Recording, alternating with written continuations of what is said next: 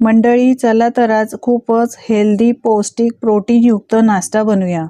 तर 1 वाटी बेसनापासून आज मी तुम्हाला खूपच पौष्टिक नाश्ता बनवून दाखवणार आहे। तर मी इथे बेसन 1 वाटी चाळून घेतलेलं आहे। मिक्सिंग बाउलमध्ये बेसन घ्यायचं। यानंतर यामध्ये एक बारीक चिरलेला कांदा घालायचा, एक बारीक चिरलेला टोमॅटो, एक मोठा चमचा ओवा घेतलेला आहे। ओवा असा हातावर चोळून घालायचा। यानंतर 1 चमचा जिरं, पाव चमचा हळद पावडर आणि 1 चमचा काश्मीरी मिरची पावडर घातलेली आहे। आता आपण इथे एक ठेचा बनवून घेणार आहोत। 4-5 लसणाच्या पाकळ्या, 2 ते 3 हिरव्या मिरच्या आणि 1 इंच आल्याचा तुकडा घेतलेला आहे। आता याचा जाडसर आपण ठेचा बनवून घेऊया। हा ठेचा घातल्यामुळे या नाश्त्याला सुगंध खूप छान येतो आणि खायला सुद्धा चविष्ट लागतो। आता हा ठेचा आपण आहे मिक्सिंग बाउलमध्ये, ज्यामध्ये बेसन आणि बाकीचं इतर साहित्य घातलेलं आहे, त्यामध्येच हा ठेचा घालायचा।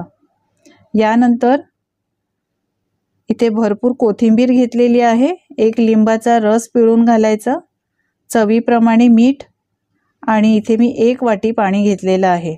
आता हे सगळं साहित्य व्यवस्थित मिक्स करून घ्यायचं। हे जे बॅटर आहे ते जास्त पातळ करायचं नाही किंवा जास्त घट्ट करायचं नाही। एकसारखं व्यवस्थित मिक्स करून घ्यायचं आहे। बेसनाचे जर गुठळ्या यामध्ये असतील तर त्या सुद्धा मोडायच्या आहेत। तर हे बघा, अशा पद्धतीने मी हे बॅटर तयार केलेलं आहे। 1 वाटी बेसनाला बरोबर 1 वाटी पाणी लागलेलं आहे। आपलं हे बॅटर आता चांगलं तयार झालेलं आहे। आता इथे मी गॅसवर पॅन गरम करायला ठेवलेला आहे। तेल लावायचं आहे। तेल पॅनला ब्रशने व्यवस्थित लावून घ्यायचं। आपण इथे जास्त तेलाचा वापर सुद्धा करणार नाही आहोत। 1 चमचाभर तेलामध्येच आपण हा नाश्ता बनवून तयार करणार आहोत। आता हे बॅटर घालताना व्यवस्थित ते मिक्स करायचं आहे, ढवळून घ्यायचं आहे आणि त्यानंतरच हे बॅटर या पॅनवर घालायचं आहे। तर एक पळीभर बॅटर मी या पॅनवर घातलेलं आहे आणि अशा पद्धतीने ते पसरून घ्यायचं। आपण बेसनाचा पोळा बनवतोय। हा पोळा खायला खूपच चविष्ट लागतो आणि हा खूपच पौष्टिक सुद्धा आहे। तर हा पोळा एकदा तुम्ही नक्की बनवून बघा। लहानांपासून मोठ्यांपर्यंत सगळेच आवडीने खातील आणि खायला सुद्धा याची चव खूपच भारी लागते। आता हा बेसनाचा पोळा अशा पद्धतीने व्यवस्थित पसरवून घ्यायचा आहे। याचा थर जो आहे, लेयर जो आहे, ते पातळच ठेवायचा, जास्त जाडसर ठेवायचा नाही। अशा पद्धतीने पसरून घ्यायचा म्हणजे तो व्यवस्थित शिजला सुद्धा जातो। आता हा पोळा छान पसरवून घेतलेला आहे। वरून ड्राय झाल्यानंतरच आपल्याला याला पलटून घ्यायचं आहे।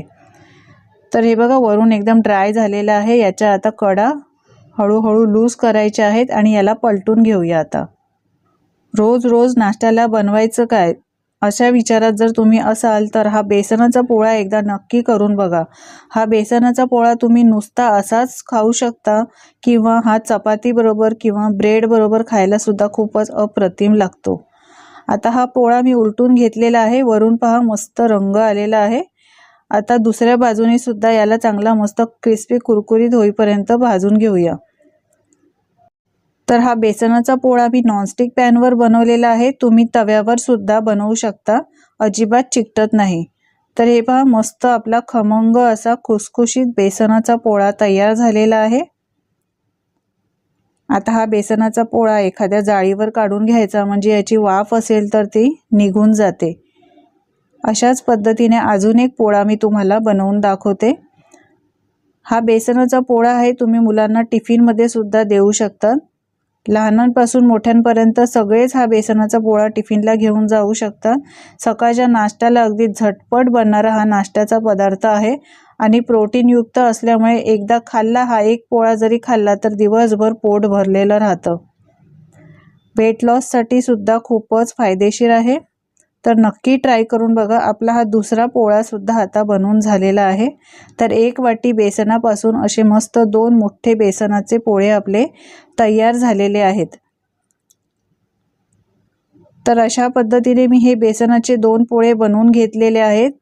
हे पोळे तुम्ही सॉस बरोबर किंवा हिरव्या चटणी बरोबर खाऊ शकता। खायला खूपच अप्रतिम लागतात। नक्की ट्राय करून बघा। रेसिपी कशी वाटली कमेंट करून सांगायला अजिबात विसरू नका। आवडली असेल तर लाईक करा, शेअर करा आणि अशाच नवनवीन रेसिपी पाहण्यासाठी चॅनलला सबस्क्राईब करा. धन्यवाद.